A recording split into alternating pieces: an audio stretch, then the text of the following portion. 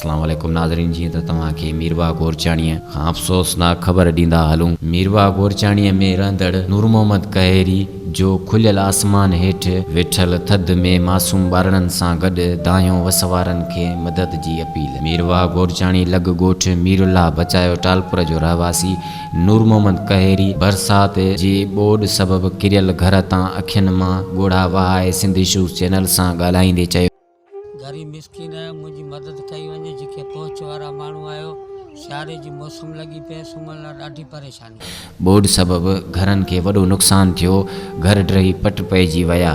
ॿियो वरी गुरबत सबबि ॿ वक़्त जी मानी खाई नथा सघूं त घर किथां ठहिरायूं। असांजा नंढड़ा ॿार बि खुलियल आसमान हेठां ज़िंदगी गुज़ारण ते मजबूर आहिनि। वसवारनि खां अपील आहे त मूंखे घर ठाराए ॾिनो वञे त जीअं हिन सर्दीअ जी अहिड़ी मौसम में मासूम बचड़नि खे सर्दीअ खां बचाए महफ़ूज़ रही सघिजे।